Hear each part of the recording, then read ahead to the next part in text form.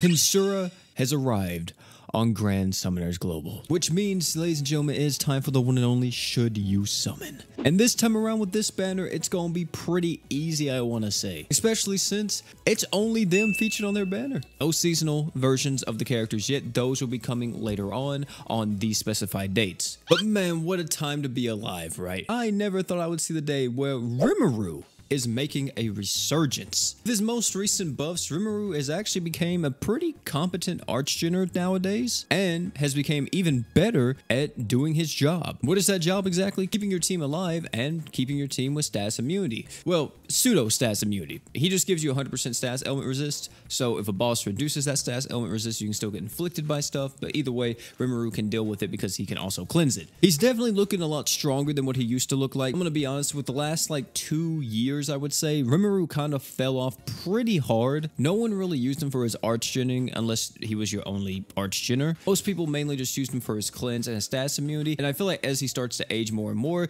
he'll probably fall back into that role, which isn't a bad role to have, but with these buffs, he's now able to do that role even better. Out of all these characters, he's probably the best general unit. Like, if you're just starting the game and you wind up picking up Rimuru, that's a huge dub. Overall, Rimuru, amazing buffs, great character, highly recommend you pick him up if you don't have him. Milim is a crazy character whenever you get down to it. She seems very just basic on face value, you know, she's a damage dealer, she has a reflect, it's kind of cool, but then you realize how much stupid stuff you can now do with this character. With her receiving an additional 6 seconds on her reflect now due to her buffs, yes, a 10-second reflect, ladies and gentlemen, it helps her out immensely. She's going to be able to reflect nuke a lot more things, and it's not going to be as tight timing as it was before. For you guys out there that ran maybe double Milim comps or even a solo Milim comp, you'll probably be able to pretty much one-shot more bosses. Will you probably be as good as Duran doing it? I'm not for sure on that one. I'm not the expert when it comes to reflect nukings. I actually don't know if Milim would necessarily be better than Duran now, or if Duran's still better. I think Duran may be still better, but still, this is a huge dub for Milim because she's also another character that can pull off those kind of crazy reflect nukes against Ignis and everything else. But not only did her reflect nuke actually get buffed, we also got a buff in terms of her true art damage and just her damage as a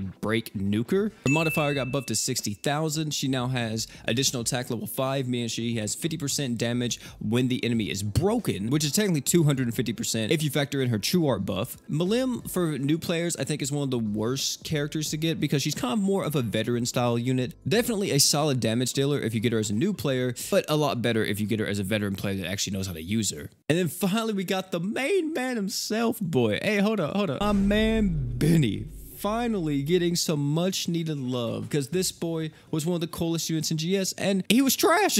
No one used him because he just wasn't good anymore. But now with all of his buffs, he has received some major changes. First and foremost, he has more art gauge on his skill, meaning he's more self-sufficient. His modifiers got buffed on his art and his true art. On top of that as well, his true art got immensely buffed because now instead of having a high chance of burning like it used to, it now has a 100% chance to burn. Plus, now he reduced the magic resist of enemies burning by this true art by 80% for 20 seconds, which is disgusting. And if that wasn't enough, they also gave him art gauge up level 5. What does that mean? That means this man has 50 art gauge at the start of the quest, because why not? So if you factor in his skill plus his passive, he has effectively 80 art gauge at start of the quest, which is stupid. Benimaru's kind of not really as flexible, I feel like, as the other two characters previously mentioned. He's definitely filling a role, which is I'm a magic nuke supporter slash sub attacker that's able to give the team a massive 80% magic res down on a true art. Like, granted, of course, the main downfall with Benimaru is the fact that you need to burn the enemy in order to get the huge magic resist down. And yeah, I'm really excited for Benimaru personally. I think Benimaru is probably the one that I'm most excited about, even though he's technically the one with the least amount of uses, since he's only really going to be used for magic nuke comps. Still, I want to see how good he is. I want to see how hard he hits by himself and how good he can actually make other magic damage dealers, because that's my main thing. I don't know who I'm going to use him with. I may run him alongside the How or something. I don't know. And now that is actually it, ladies and gentlemen, in terms of the actual unit banner. There are some other things that I would like to discuss before I actually get into the verdict, which is going to be the equip banner. And the main thing is I want to tell all you new players and everybody who didn't get it the first time, this is actually where you can pick up Malim's Clothes. It's one of the best 5-star supports in the entire game. It's an AoE Arch Gen item that gives you 5 art gauge over the course of 10 seconds. You don't need multiple of these, by the way. You only need to pick up one of them. There's also some other solid items in here too, if you're interested. Like, for example, Rimuru Sword. It's not as good as it used to be because there's some other items we have in the game that just buff up your damage by more. But I mean, hey, if you want to pick up Rimuru Sword too, it's not too bad if you don't have any other type of damage buffing items. Now we get back to the verdict. Ladies and gentlemen, how do I feel about this banner? Should you summon, should you not? And I'm gonna be honest with you,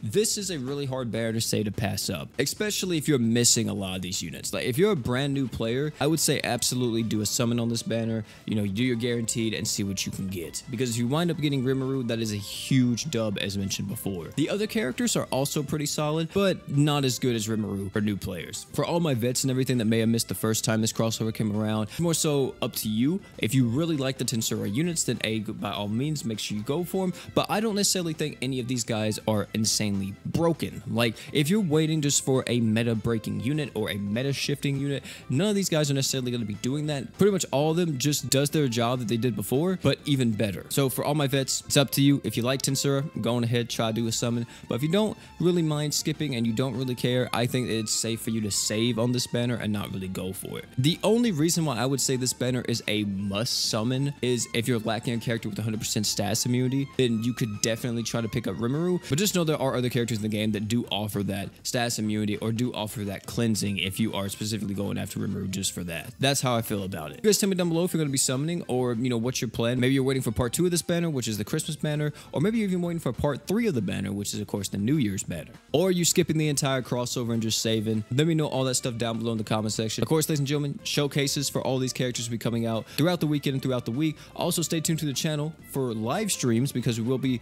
grinding the new event live with all of you to make sure we can get every character max luck. But that's gonna be it for this video, man. Thank you all again for coming out, and last but not least, you guys already know, don't forget to drink water.